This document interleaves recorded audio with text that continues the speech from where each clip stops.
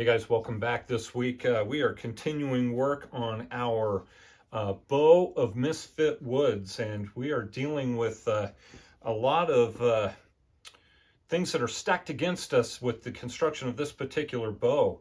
The epee belly is marginal quality in terms of grain at best. It has very wavy grain. The bamboo itself is not lined up in the most advantageous way, which means our nodes are out here about at the same place as where the fades of the bow begin, and that puts an awful lot of pressure right in a very vulnerable piece of this bow. It is incredibly narrow, so many things with this bow that have basically had the cards stacked against it, and yet we managed to tiller it to 28 inches, pulling 50 pounds in the last episode. And if you have missed the tillering of this particular bow, I'll have a card here so that you can catch up to where we are now. But guys, even when I started this bow, the whole idea was to basically break it as soon as possible. It didn't happen that way, but in the end, I knew it was going to be in two pieces before we were able to peek and tweak it. As mentioned a few times now, it is a particularly long bow. It could be troublesome to try and travel with in its current state. And so we're going to do a little something to manage that I haven't done with one of my bows in a while.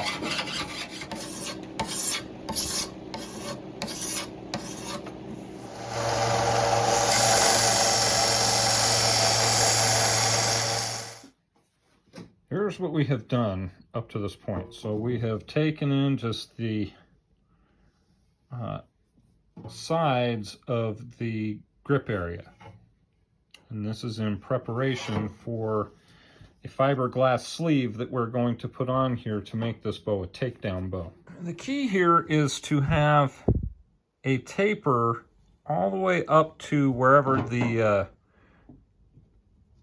cut occurs, right? So the piece that is going into the sleeve is, which we will call the tenon.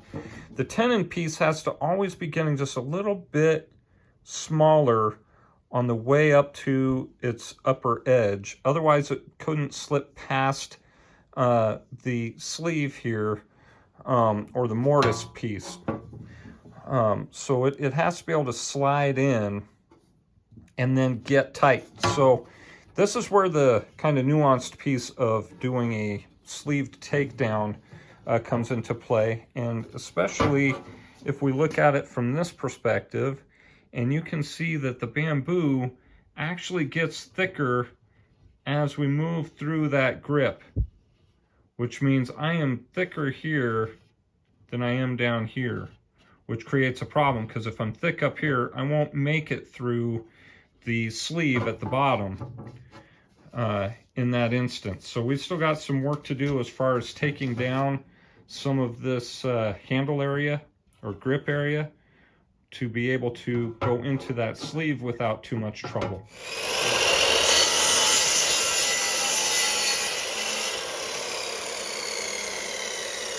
Well, there's no going back now, and I'm a little fearful that I might have left just too small of a piece on my upper side here, so I kind of ground down a little beyond the top of my grip, which is going to kind of roll into the arrow pass here. But since it's going to be covered with leather as it stands, we'll be able to cover it up.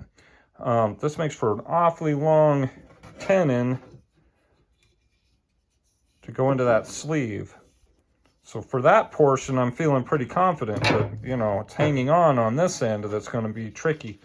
All right, I want to explain a little bit about what's going on here. This is the bottom limb tenon. So this is what's going to slide into the sleeve that is going to be attached to the top limb here. should be able to tell relatively easily that that is just ever so slightly tapered in all directions, including back to belly, to go into that sleeve without having any bulges. If there's a bulb in there, then it will never work properly. So I did a lot of work with the calipers to ensure that everything was in fact set, narrowing down, and it is. What's going on here, and you'll notice some little dimples going on this end of things, and what those are there for is to help seat the wrap of fiberglass and give it something to really grab onto. So the idea here is that we want it to really grab into this piece on this end so that it holds tight here, and this will slide in and not compromise the adhesion on this end, because this side has to stick tight while this side has to slide off. I'm going to be putting some Vaseline on this portion of the tenon here. This is so that the resin does not stick to it, and it can pull apart then after it's cured, so I don't make another one-piece bow, or make a one-piece bow after I've worked so hard to make a takedown bow. Let's put it that way. Really want to be generous with this stuff. So there's no circumstance under which we want it to stay in there.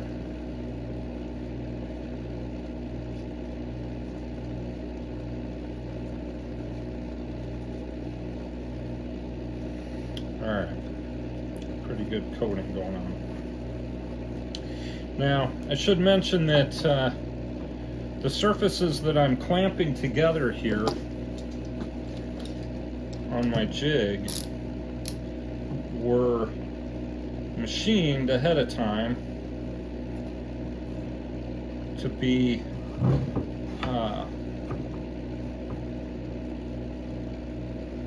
level, at least on the side to side, and then it takes a little bit of work to then get these guys lined up inside the jig. And as with everything in building bows, you guys, you just don't want to be in a hurry on the most important parts, you know? So this is one of them when it comes to this particular bow. We do not want to rush this process. We want to make sure that once we get started on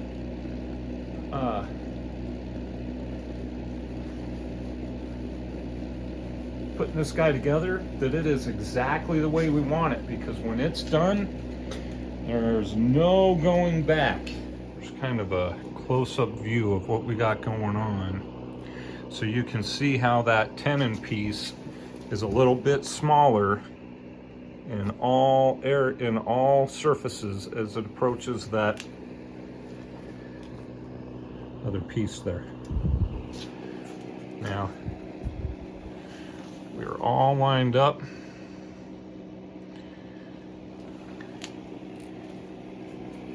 Ready to start wrapping that with the fiberglass. This is going to be quite the process, and I will tell you up front that I have drawn upon like a 9-part video series that Big Jim had put together for putting on his fiberglass sleeves for his grips, for his takedown bows. And I'll link a video that is far more descriptive than what I'm about to be, that I did, that you can go watch, that will really let you know about a lot of the pitfalls that I encountered when I was first learning how to do this. There's a lot of things to pay very specific attention to. As far as all of the parts that I'm using, the equipment, the resin, the gloves, the chip brush, all these things, I'll put them down. I'll put links in the description if you want to link over and purchase that stuff, including the fiberglass mesh strips, and I strongly encourage the strips, and if you watch my video you'll understand why. The one thing that I would caution you in that video is the mixture ratio that I used. Be sure to use follow the instructions on the container and do it that way. I have put some black aniline dye into my resin here so that it'll just color the grip black. Not something I did on the last one, but anyway, I'm just going to get started on this and try to describe what it is that I'm doing as I go along. And I'm going to get ready to put together my mixture, and we mix in small batches because it sets up so quickly.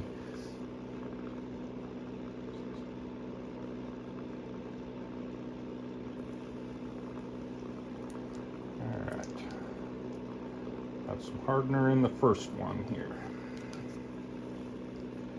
Get this guy on next. Now this stuff will set up very quickly. Very quickly. So once we get everything mixed together, we are really fighting the clock at that point. All right. So we're going to start this process by brushing a layer of this on the surfaces to be glued to start with. A real generous amount. And this is so that the fiberglass can seed into it.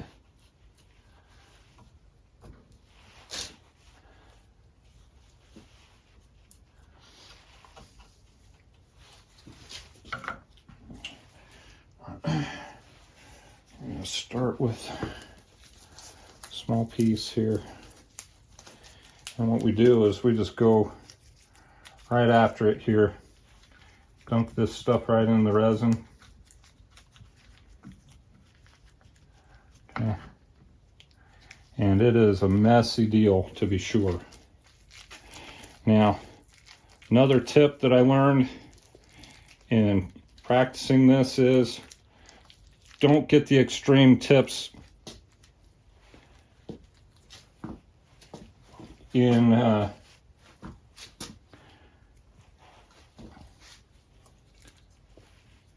wet in the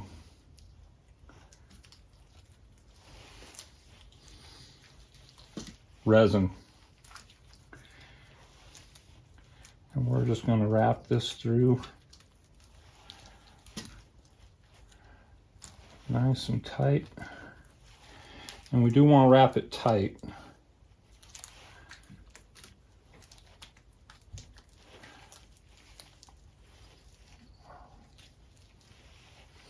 Especially at the joint areas.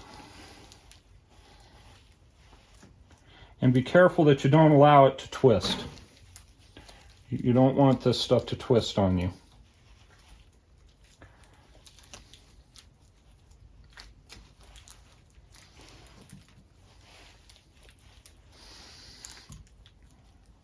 I am wrapping this up ways onto the top here because, as you'll recall, I left us a little bit shy as far as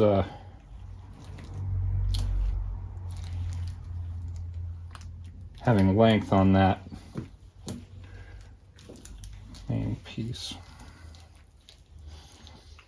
Okay. And these strips are actually going to cover a lot of ground, as it turns out, because there's just not a whole lot of ground to cover here.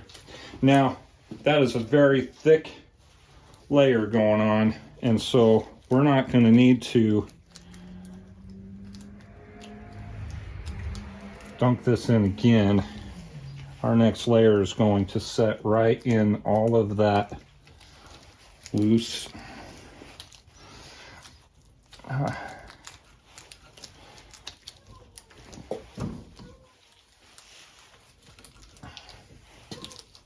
resin.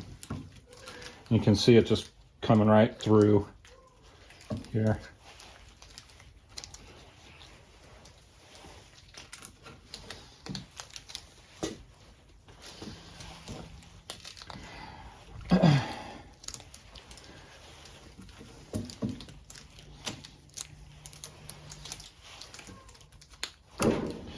And as you start working, you can feel it start getting sticky on you. And that's when you know that you're starting to set up. You need to be very mindful of how things are going. So I'm going to put down a layer here because I feel like I'm getting just a little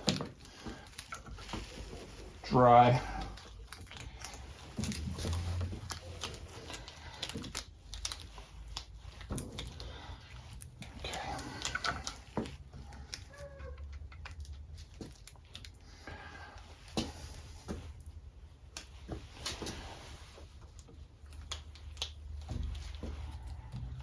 Okay. And I'm beginning to get something of a bulby nature going on. Since I am done with this one here, throw him away, and I'm going to change gloves right quick.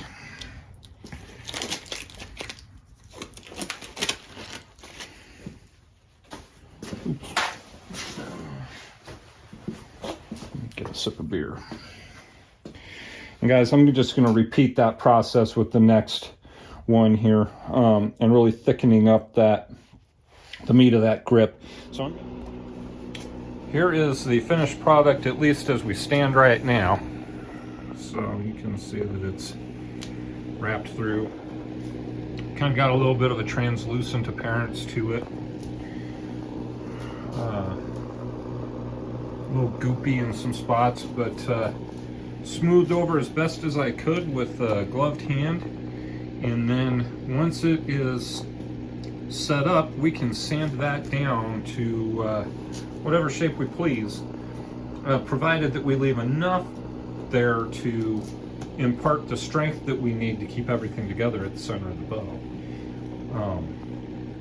So that will be the true test, is to get this thing back out on the tillering tree after we have worked this down to a grip, and see if it stays together.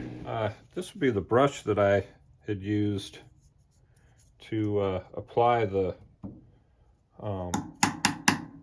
fiberglass backing, or fiberglass grip sleeve, and you can see just how tough this is. Like, it does not want to bend at all. As a matter of fact, I would venture, you know, this is the strength that we're dealing with here. I mean, it just isn't even coming apart on me and actually damaging the wood in the process. So that's just kind of an illustration of what we're dealing with right here. Getting these pieces apart can be tricky, but best way I have found is to really just kind of rap on it, you know, until you start hearing, can you hear that sound like a broken baseball bat? When you get started, it'll sound solid. And as you get going, you can kind of hear it sound like a broken baseball bat, and your sleeve pulls out. Now, this is, of course, the moment of truth as to how well you tapered your tenon for going in and out of that sleeve. And this one is probably the best I've done. It's in there very solid. but it slides right out. There's no wiggle in there whatsoever, nor is there any stick. All right, in order to kind of put this thing through its paces, guys, and what I'm seeing here is if I go ahead and this iteration of this grip sleeve is going to go away. So here's it has to. It's not going to work. There is no longevity that's going to occur in this joint right here, and so since it's obviously not holding on, that means that the whole adhesion process in here is compromised, which means I can cut this thing off. Reconfiguring what happens in this grip and how we reconfigure this grip for success is really where we're going to go from here. So.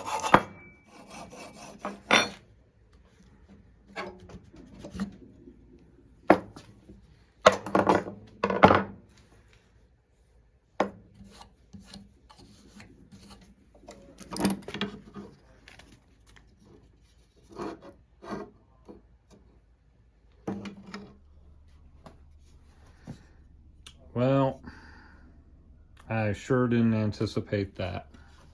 But that's that wavy grain coming into play.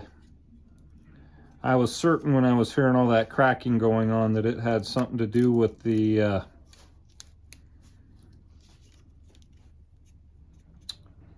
sleeve itself. But I think what happened here was we lost the continuity of the grain, what grain we did have, through the grip. And when this became vulnerable right here, it went ahead and split along that grain on out to the belly. And there's nothing I can do. This right here, this can't be saved. Not reasonably anyway. I mean, that's...